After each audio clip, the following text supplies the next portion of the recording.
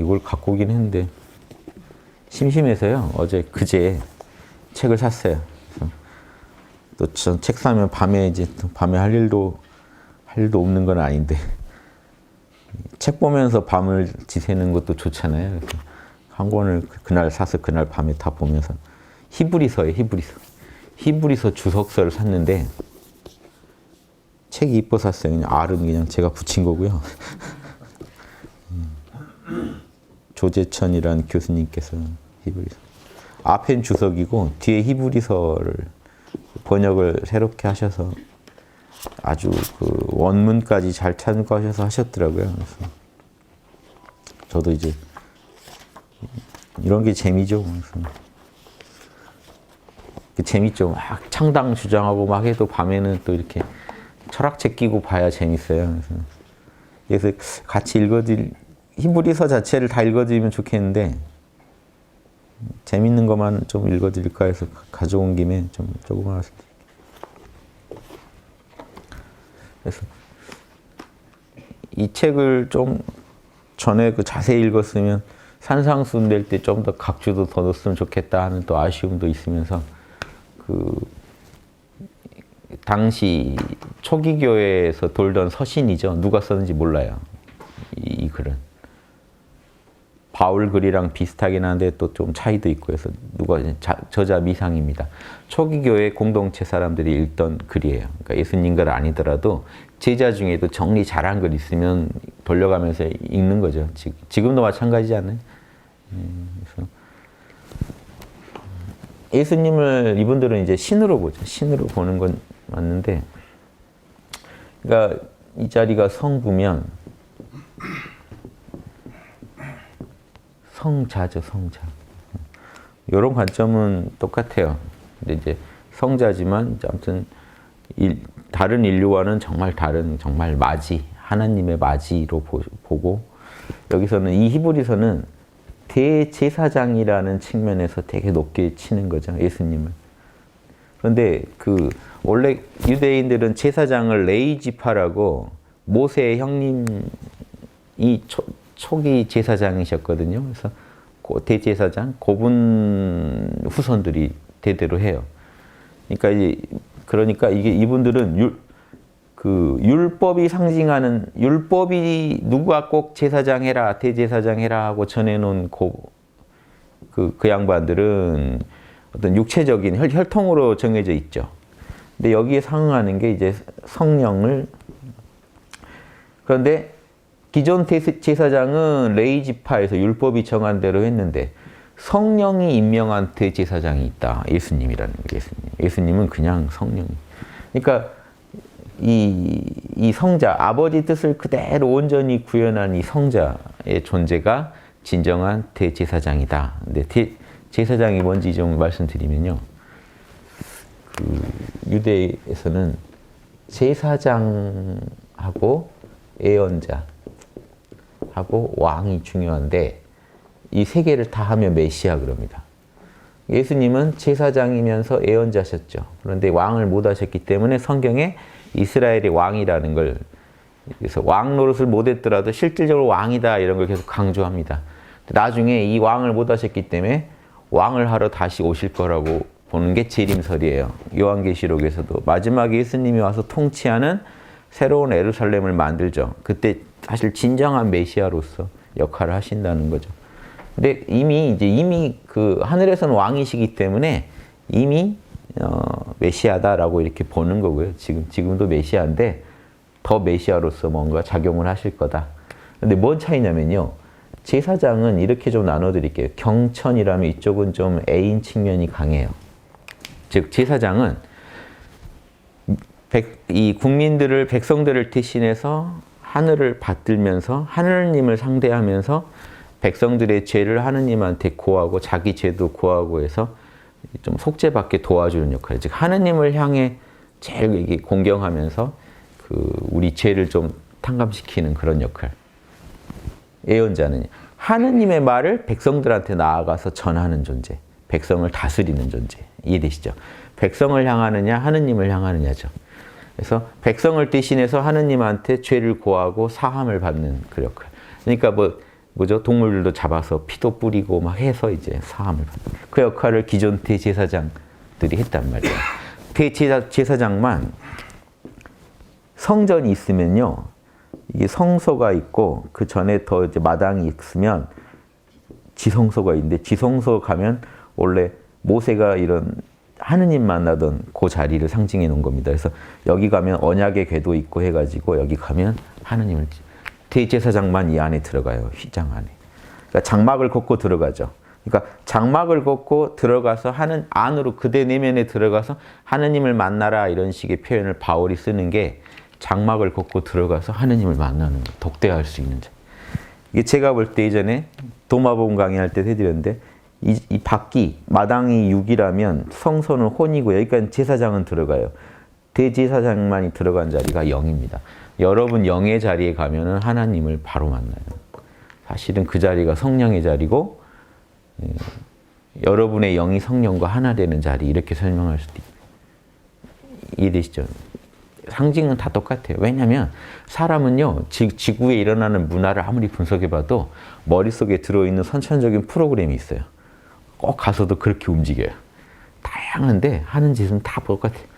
육, 혼, 영, 이렇게 해서 영혼육을 이렇게 이런 식으로 상징물을 통해서 그동안 우리 영에 나아가서 하나님의 성령 자리에 나아가서 죄를 탕감받는 의식을 치르는 분이 대제사장이었는데, 매년 해야 되잖아요. 죄가 탕감이 안 되니까 매년 하고 있잖아요. 그래서 이 예수님 제자들이 그동안 율법 반대잖아요. 그러니까 반대가 아주 반대가 아니라 이렇게 설명될 수 있어요. 여기가 성령 자리라면 여기가 율법 자리이기도 하죠. 성령의 작용이 율법이거든요. 그런데 이 말단만 붙잡고 있고 성령을 놓쳐버리면 어떻게 돼요? 성령이 제가 주장하는 양심 자리거든요. 놓쳐버리면 이 율법은 의미를 잃게 되죠. 즉 양심이 시켜서 하지 않은 율법의 준수라는 건, 계율을 지킨다는 것은 불교식으로 말하면 지게 바라밀이 아니에요. 그냥 계율을 억지로 지키고 계신 거지, 계율을 지키는 바라밀이 되려면 깨어서 양심에 따라 해야 됩니다. 그러니까 예수님이 오셔서 율법만 지키고 있는 바리새파한테 니네처럼 율법 지켜서는 일이 안 된다. 양심의 마음으로 율법 지켜라, 사랑의 마음으로 율법 지켜라 하는 걸 강조해 줬죠. 그거를 히브리서에서 그동안 율법대로 이 백성들의 죄를 하늘에다 고했던 대제사장 역할이 제대로 됐냐 이거죠. 율법에 따라 했다고 한다면 국민 전체가 양심적이 되고 끝나야 되는데 양심적이 안 되고 육체만 자꾸 정결하게 하는 역할밖에 못했다는 거죠. 율법은 육체적이다고 보는 거예요. 그림자다. 본질인 이 성령 자리를 깨끗하게 하려면 기존의 대제사장의 역할이 해줄 수 있는 일이 아니다. 그럼 새로운 대제사장이 필요하다. 그래서 동물의 피를 가지고 하늘에다 고했던 제사장처럼, 기존의 제사장들, 대제사장처럼 예수님이 대제사장이 돼서 자신의 피로 한 번에 전 인류의 죄를 갚아줬다. 여기서부터 세지죠, 스토리가.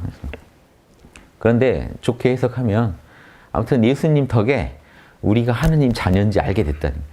기존의 율법은 계속 이렇게 해도 내 안에 있는, 쉽게 말하면 양심과 이 성령이 각성되지는 않았는데, 예수님을 믿으면, 그래서 예수님은요, 율법을 지키라 이전에 믿으면 곧장 성령과 통하게 되는, 여러분 제가 헷갈리게 그려놨는데 요거 지우고 다시 쓸게요, 조금 있다. 지금은 성령과 율법 관계로 보세요. 육체적으로 율법을 아무리 지켜도 성령이 응하지 않으면, 성령에 따라 하는 게 아니면 다 가짜다는 거죠. 그림자다. 그래서 성령에 따라 사는 법을 누가 가르쳐줬냐는 거죠. 율법에 따라 사는 건 모세가 가르쳐줬으면, 성령에 따라 우리가 한 방에 하느님 자녀가 돼서 오히려 보세요. 한 방에 성령을 만나고 성령에 따라 이제 율법까지 지키게 되면요, 성화가 돼버려요. 보통 이거는 칭의 그럽니다, 기독교에서. 내가 하느님 자녀, 성령 체험을 통해서 하느님 자녀로 내가 격상되죠. 그거를 의롭다 칭한다 해서 칭의, 의로워진다.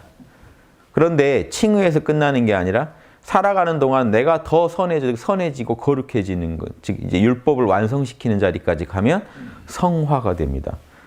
그래서 여러분 지금 교회 다니신 분들 이거 아셔야 돼요. 지금 분들은 어떻게 착각하시냐면 교회만 다니면 칭의가 된다고 생각해요. 즉 내가 예수님을 믿는 순간 나는 의로워졌다는 거예요. 다른 사람들하고 수준이 다르다. 의로워졌기 때문에 천국 갈 자격이 생겼다. 자, 여기서 이야기가 끝나요. 되게.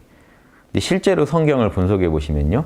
칭의가 되려면 성령을 체험하셔야 돼요. 실제로. 자기 안에서 진짜 하나님을 만날 때 하나님 자녀가 되는 거고요. 그것도 일회성이 되면 안 되는 게 여기서 여러분, 여기서 이 율법적인 삶을 못 살고 즉 도덕적인 삶을 못 살게 되죠. 저주의 저주를 받게 돼요. 성경에 따르면. 하느님을 믿어놓고 배신 때린 것에 대해서는 어마어마하게 저주 때립니다. 몰라서 안 지키는 사람보다 더 센 저주를. 그런데 그 얘기는 뭡니까? 뒤집어 보면 그런 사람이 많다는 얘기죠.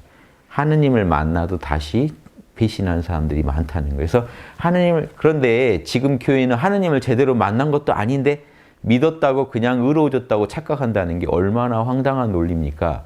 성경대로라면 진리를 하느님의 빛을 받아서 진리가 각성돼서 성령을 맛보고 은사를 받았을 때 여러분 이 칭의 단계예요.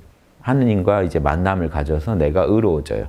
하느님 자녀로 격상돼요. 고아였다가 아버지가 하느님이란 걸 알게 돼요. 그런데 그 다음에 도덕적인 삶을 안 살게 되면 그래도 저주가 어마어마한 저주가 있어요. 안 살 수도 있다는 얘기예요. 그래서 원죄는 떨어져 나갔지만 자신이 범하는 범죄를 자범죄라고 하는데 그것까지 완전히 바로잡는 성화의 단계까지 갔을 때 여러분은 믿음이 완성됩니다. 그 전에 그 얄팍한 믿음을 믿음이라고 하는 게 아니에요. 진짜 믿음은 결국 지혜고요. 하느님에 대한. 그리고 이 양심의 구현으로 이어지는 믿음이에요.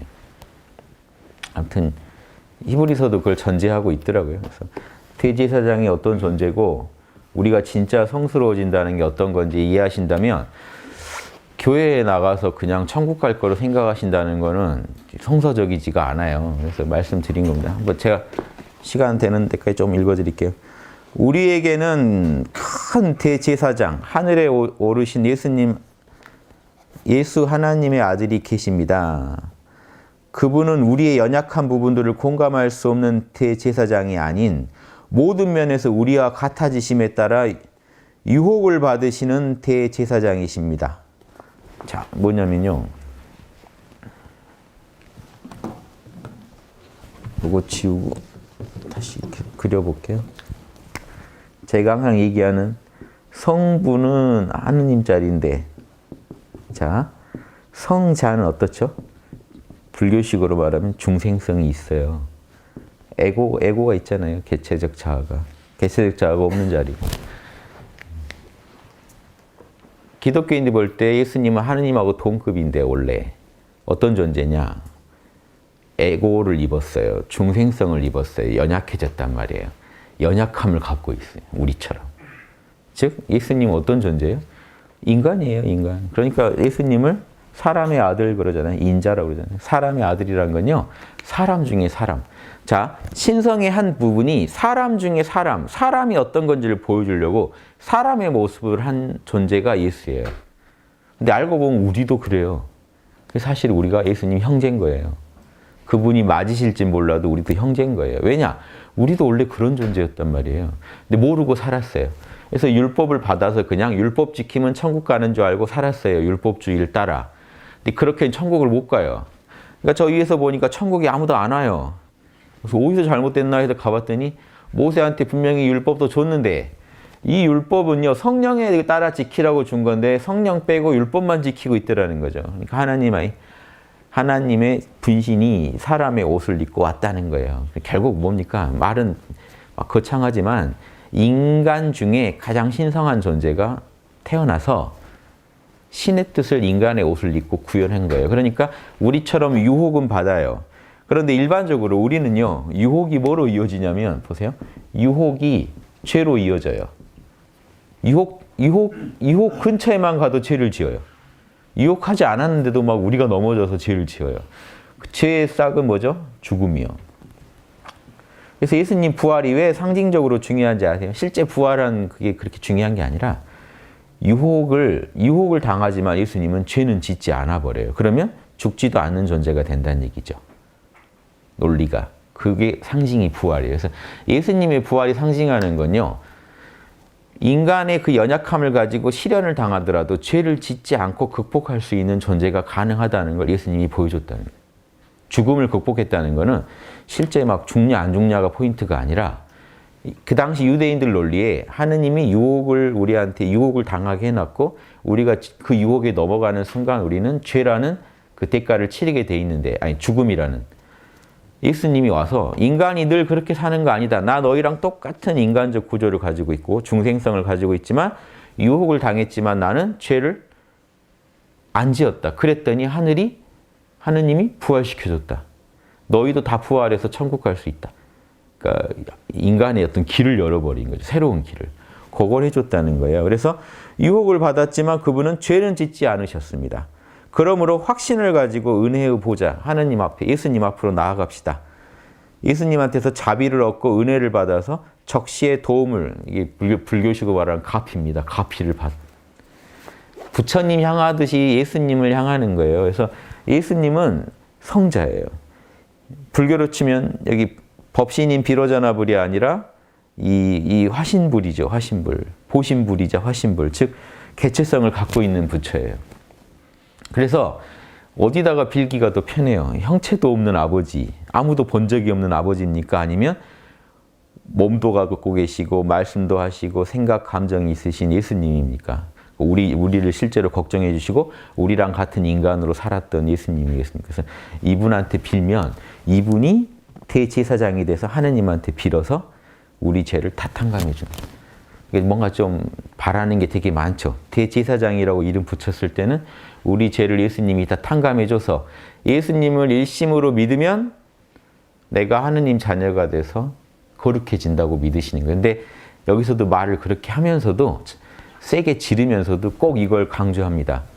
그것만으로는, 성령 체험을 했다는 것만으로는 안 되고 진짜로 거룩하게 살아야만 자녀다는 얘기를 계속해요.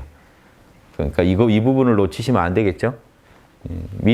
예수님으로 인해 우리 죄가 다 탕감된다 이 얘기까지만 들으시고 책을 덮으시면 안 된다고요. 오케이 하고 믿는다는 게 뭐고 어디까지 가야 되는지를 들으셔야 된다는 거죠.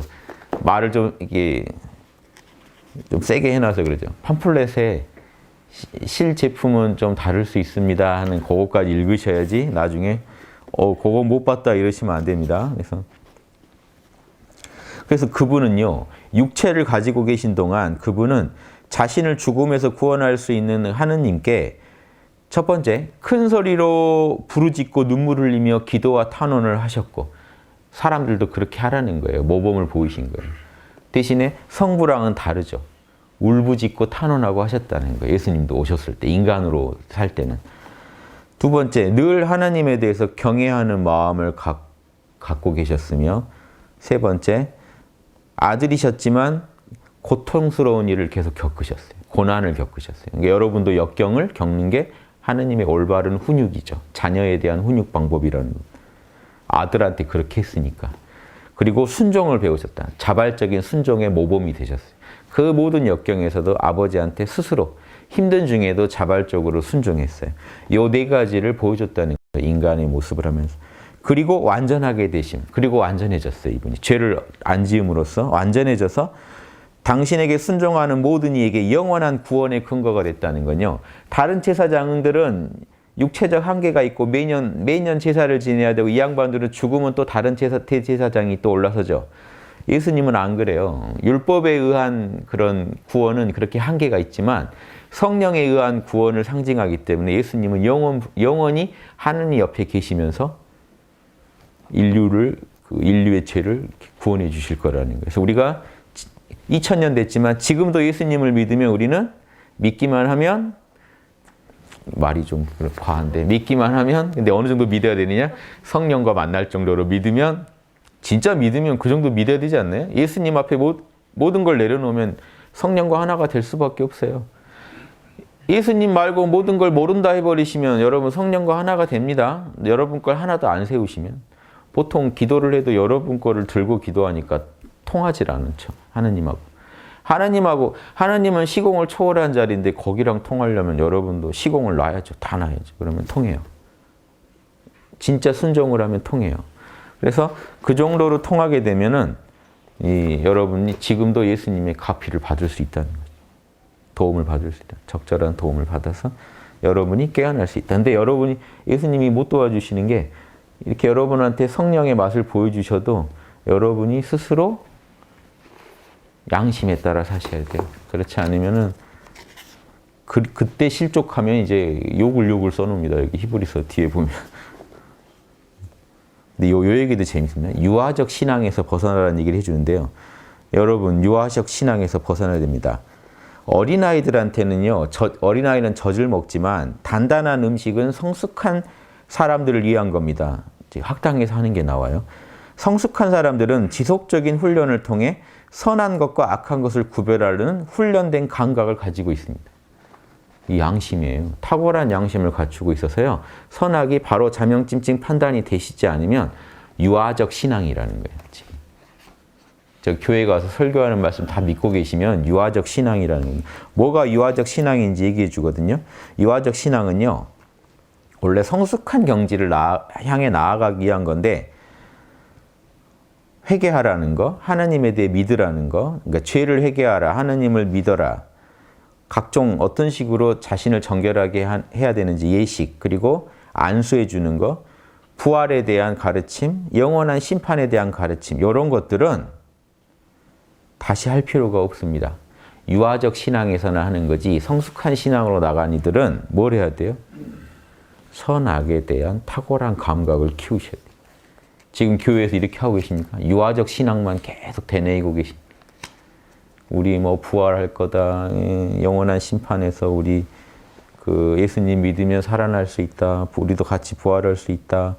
회개하라. 예수님 믿어라. 이 얘기만 하고 있다면 유아적 신앙이라는 거예요. 히브리서에서. 왜냐? 진짜 예수님을 믿는 사람은 스스로 선을 하고 악을 하지 않을 수 있는 완벽한 도덕적인 그 양심의 삶을 살아갈 수 있어야 되거든요. 그래서 보세요.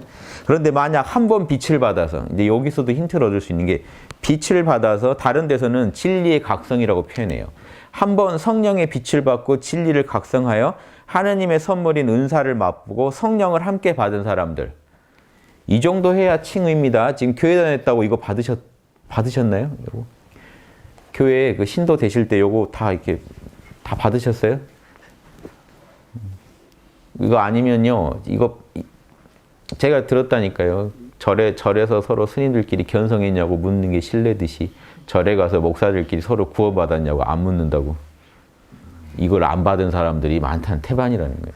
진짜 이걸 제대로 받아도 여러분 불교에서 도노한 것밖에 안 돼요. 점수가 없는 거예요. 그래서 그런 사람들도, 그래서 이 사람들은 하나님의 선한 말씀과 다가오는 세상의 능력까지, 앞으로 올 세상에 천국에 살 능력까지 받았는데도 배교한다면 배교도 가능하다는 거예요. 탈락도 가능하다는 거예요. 구원받았더라도 탈락이 가능합니다. 지금 목사님들 서로 논쟁하고 있더라고요. 한번 이렇게 구원받은 사람이 다시 탈락할 수 있는가? 히브리서 보세요. 배교하면요, 다시 새롭게 하여 회개하도록 만들 방법이 없습니다. 그들은 하나님의 아들이 십자가에 못 박힌 거 다시 못 박히게 하고 공개적으로 욕을 보인 거랑 똑같습니다. 하나님 2번 죽인 꼴이라는, 이 사람들한테는요 엄청난 저주가 있습니다.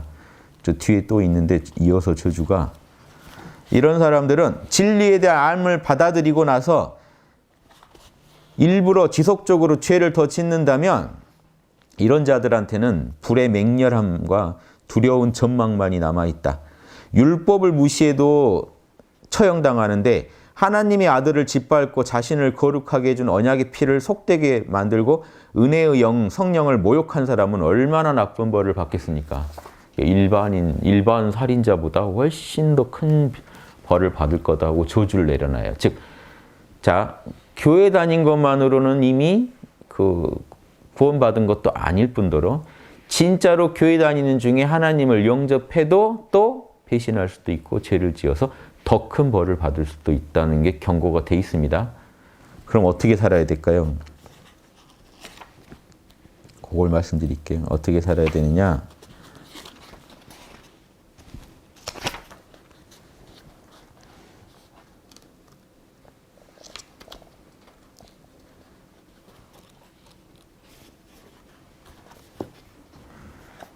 그리스도께서 대제사장으로 이제 오셨기 때문에 우리가 진짜 그 예수님을 믿고 성령을 만나면 예수님이 계속 뭘 해준다는 거예요? 우리가 예수님 믿고 성부 성령을 만나면 예수님이 계속 중보 기도를 해준대요. 도와준. 저 누구 아무게 잘 되게 해주세요 하고 하느님한테 계속 기원을 해주기 때문에 가피를 계속 내려주시기 때문에 일이 수월해졌다는 것뿐이에요. 결국 우리는 철저하게 우리 스스로를 선하게 만들어야 돼요. 이건 또 다른 문제예요. 그래서 근데 사실 다른 문제지만 하나인 게 성령의 힘으로 선해지는 거지 우리 힘으로 선해지는 게 아니기 때문에 또 같은 문제예요. 그러면서도 또 우리가 노력하지 않으면 그 부분이 날아가기 때문에 또 구분도 해야 돼요. 자, 율법의 제사장은 육체를 정결케 함으로써 거룩하게 한다면 그리스도의 피는요. 율법에 따른 대제사장들은 짐승의 피로 우리 육체를 정결하게 해줬어요. 그랬다면 그리스도의 피는요. 더 엄청나죠. 영원하신 영, 성령을 통해 흠없는 존재로 자신을 하나님께 바쳤기 때문에 예전에 원래 흠없는 짐승을 바치거든요. 예수님이 흠없는 삶, 완전한 삶, 양심의 완전한 삶을 삶으로써 자신을 바쳤기 때문에 살아계신 하나님을 예배하도록 우리의 양심을 죽은 행실로부터 정결케 하실 겁니다. 이 말을 써요. 양심이란 말이 히브리서에 계속 나와요. 우리 양심을 잘못된 행실로부터 완전히 벗어나게 만들어주는 거예요. 우리 예수님 덕에 우리가 양심적으로 살 수 있게 됐습니다라고 얘기하는 거예요. 단 양심적으로 사는 것은 자신이 꼭 완수해내야 되는 몫이에요. 자 보세요. 막 가서 방방 뛰다 성령 체험했다고 하시는 게 아니라 진짜 성령 체험을 하시면 어떻게 돼요? 양심이 정결해진다. 양심이 여러분 내면에서 오롯이 드러난다는 거예요. 그게 성령 체험이에요. 그래서 양심에 따라 이제 완전하게 거룩하게 살 수 있는 힘이 생겼어요. 이게 그리고 살 수 있게 예수님이 계속 도와주세요. 여러분이 조금만 거들면 예수님이 도와서 하게 해준다는 거예요. 그걸 배신 때리면 그건 이제 쳐죽일 놈이다 하는 거고. 가능은 하다 하는 거죠. 이해되시죠? 이게 지금 한국 교회 제가 볼 땐 다 다시 하셔야 돼요. 공부하셔서. 그래서 이 예수님이 이런 역할을 해주시고 율법은 그림자일 뿐 형상 자체는 지니고 있지 않다. 율법은 성령의 그림자지 형상 이게요. 서양 철학적 플라톤 철학이 좀 들어간 겁니다. 플라톤 철학이나 아리스토텔레스 철학이 형상이 이데아거든요. 이데아의 그림자예요. 현실은. 근데 그래서 율법은 좋은 것, 성령 그리고 이데아, 형상의 그림자지 형상 자체를 지니고 있지 못합니다. 그래서 율법만 지킨다고 해서 여러분이 본질을 갖고 있는 건 아닙니다. 이 얘기를 하는. 이거는 이거 분석하신 교수님도 중플라톤주의의 영향이라고 써놓으신 거예요. 그래서 플라톤주의의 영향이다. 표현이. 내용은 원래 있는 건데 표현이 플라톤 철학과 통하는 부분이 있다. 그래서 성소에 나오는 이들은 매년 계속해서 바치는 같은 제물로서 온전하게 할 수 없습니다. 매년 제물 바친다고 양심이 정결해지는 게 아니란 말이에요. 율법은 그림자일 뿐이니까. 율법대로 산 건 맞지만 그렇지 않다면 예배하는 이들이 한 번 정결해진 다음에 더 이상 죄의 양심을 가지지 않아야 되는 거 아닙니까? 한 번 구원을 받았다면 양심이 살아나 버려서 죄를 느끼는 양심이 살아나 버려서 이겁니다. 죄의 양심은 죄의식이에요. 내가 잘못했구나 하는 양심이니까 양심 중에 동양식 표현은 수호지심이죠. 다시는 부끄러울 일이 없어야 되는 거 아닙니까? 이거죠. 더 이상 이 양심이 죄를 느끼는 일이 없어야 되는 거 아닙니까? 맞죠? 그런데 자 보세요. 말은 좋은데 지금 교회 다닌 분들도 매 주마다 교회 가서 속죄하는데 왜 계속 매주마다 고백할 일이 계속 있으시죠? 회개할 일이 왜 계속 있을까요? 율법 따르던 그 사람들하고 다를 게 없지 않나요? 진짜로 구원받았다면 뭐가 좀 이상하죠? 이 말 듣고 에이 못쓸 율법주의자들 이러면 안 돼요. 지금 교회도 똑같아요. 율법만 지키고 계신 거랑 똑같아요. 성령에 따라 살고 계신 분이 없으니까 이 말이 이해가 안 돼요. 성령에 따라 사는 사람들은 나는 이미 이제 성령에 따라서 이제 살아갈 수 있는 존재가 됐다는 자각이 있어야 돼요. 율법을 따르던 삶에서는 완전히 벗어나 있어요. 성령이 시키는 대로만 살면 된다는 걸 알아야 되고 그래도 우리가 부족해서 늘 죄를 짓지만 율법주의자들은 성령 각성 자체가 안 됐던 거 우리는 성령을 각성해서 이렇게 그래도 내가 죄를 짓고 있다. 이건 내가 끝없이 더 성화해서 완전해지는 단계까지 가게 노력해야 된다. 이런 자각을 갖고 있는 게 다릅니다. 즉 율법주의자들은 불교로 치면 돈원은 해본 적이 없는 점수만 하는 사람이고 예수님 제자는 돈원은 했지만 점수를 해야 되는 사람. 이 차이예요. 성령 체험했냐 못했냐는 견성하고 육바람일 닦느냐 견성 못하고 육바람일 닦느냐 차이 정도 큰 차이가 있습니다. 이런 차이 정확히 아셔야 돼요. 그래서 이 말이 지금 세서 그렇지 사실은 성령을 체험한 사람도 배교할 수 있듯이 얼마든지 잘못될 수도 있습니다. 다만 양심을 원 없이 따를 수도 있는 경지예요. 이제 매년 가서 구원을 거기다가 빌어야 되는 경지는 아니라는 거예요. 스스로 양심의 힘으로 바로바로 잘못된 걸 고칠 수 있는 경지지 매년 이런 뭐 짐승피 바쳐서 구원을 비는 그런 존재에서는 벗어났다. 그러니까 교회를 가시더라도 여러분 회개하지 마시라는 게 아니라 회개하시되 자기 내면에 있는 성령 안에서 회개하시고 성령의 힘을 더 드러내시는데 노력하시면 돼요. 근데 성령이 어디 있는지 일단 모르겠다. 막연히 믿습니다 하고 있다. 그러면 율법주의자랑 큰 차이는 없다는 거예요. 성령을 모르고 회개하고 계신 단계는 유아기적 단계, 신앙의 단계일 뿐입니다. 자, 마지막 요거 읽어드리고 끝낼게요. 우리가 그러니까 어떻게 살아야 되냐? 우리가 참된 마음, 여기서 양심이라고 풉니다. 여기 교수님도 양심을 가지고 믿음의 확신 안에서 나아갑시다. 우리는 마음에서 뿌려져서 악한 양심으로부터 정결하게 되었고, 악한 양심도 아까 같은 이제 죄의식 같은 걸로 푸세요. 죄를 느끼는 양심. 그래서 죄악을 느끼는 양심이니까 이제 죄를 덜 짓게 됐다는 거예요. 안 짓게 된다는 거예요. 여러분 진짜 여러분이 거룩해지고 완전해지시려면요, 죄를 안 지어야 돼요, 실제로. 양심이 죄의식을 가지면 안 되게 만들어야 돼. 찜찜한 게 없어지셔야 된다는 거예요. 그게 예수님을 따라 완전해져서 천국 가는 비결입니다. 이야기가 확 어려워지죠. 자, 마지막 구절입니다. 나는 그분이 모든 선한 것들로서 우리 여러분을 갖추어 주셔서, 말이 어려운데 온갖 선한 게 이 성령 안에 다 들어있죠. 그걸 여러분한테 다 주셔가지고 그분의 뜻을 행하게 하시기를 기원합니다. 여러분이 예수님이 했던 모든 선한 것, 성령 안에 들어있는 모든 선한 능력을 다 구현할 수 있게 되기를 바랍니다. 예수 그리스도 영원히 영광을 받으실 그분을 통해 하나님은 당신 마음에 드는 일을 여러분 안에서 행하실 겁니다. 성령이 여러분 안에서 역사할 거니까 여러분은 거들기만 하면 돼요. 자, 어려운 얘기 드렸는데 요약하면 뭡니까? 대제사장이면 거의 불교에서 아미타불 같은 예수님이 우리를 위해서 하느님한테 다 기도해주고 있고 우리를 응원해주고 있고 지금 이 순간도 예수님이라고만 하면 도와주세요. 여러분이 깨어나는 것도 도와주세요. 다 좋은데 그 예수님의 이런 은덕이로 인해서 우리가 이제 그 예전 대제사장한테 일을 맡기지 않고도 우리는 구원받을 수 있게 됐어요. 그런데 그 구원의 실체는 여러분이 성령 안에서 완벽하게 선한 양심대로 살아가는 거예요. 이게 되고 있으시지 않으시면 여러분은 지금 구원을 논할 그게 아닌 거예요. 이해되세요? 선한 양심대로 예수님처럼 완전해지셔야만 여러분은 천국 갈 수 있는 그런 자격을 얻게 됩니다. 스스로. 살아서 이미 천국에 살게 돼요. 양심에 찜찜한 게 없는 삶을 사실 수 있어야 돼요. 이걸 진짜 강조한 글이에요. 근데 이 글도 어떤 분들이 읽으면 대제사장이 예수님이니까 예수님만 믿으면 다 해주신다는 거네. 이렇게 읽고 끝날 수도 있어요. 책을 덮어버릴 수도 있어요. 그런데 행간에 계속해서 이 얘기를 하고 있어요. 완전해져야 된다. 양심이 완전히 전결해져야 된다.